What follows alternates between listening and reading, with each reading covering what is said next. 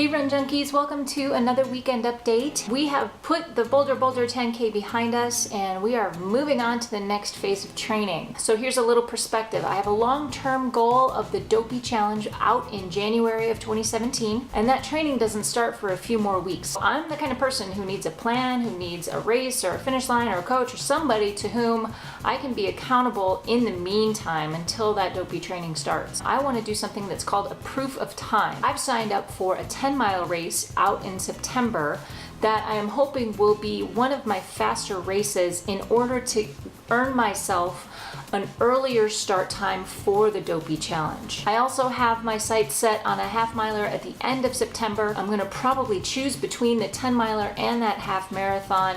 I'm not exactly sure how either of those are going to fit into my training going forward, but that's out in September. I'm not going to worry about that right now. I just signed up for the Train Like a Mother half marathon heart rate challenge. Here's a thumbnail sketch about how those are going to look. So it's 5 days a week of running. Most of those runs are going to fall below a heart rate of 140 beats per minute. Try it, it's hard. So this was my first week of the plan. I did 5 runs, about 23 miles total, around 6 hours, just under 6 hours of running.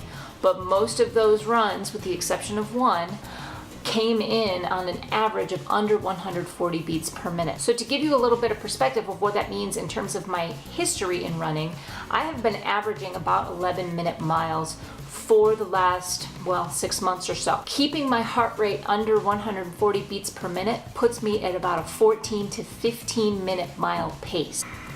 Tell me that's not frustrating. It can be, but it's actually been really refreshing for me because I am allowing myself to go a lot slower and I'm not pushing myself, and it actually feels really, really good. I'm still in the first week of training and I have a long way to go from here on out. It feels good now. It's probably going to get really tedious, but just like any training plan, it's going to get tedious anyway, regardless of the method. So that is it for the weekend update today. I want to give you a lot more information, not just about this particular challenge and my training plan, but why I chose it, what's important about heart rate training. So please subscribe to this channel because you're going to get a lot more about why it's important to heart rate train. If you like this video, give me a thumbs up. Thanks everybody for watching today. Get out there, go find your awesome. We'll see you next time, and in the meantime, happy running.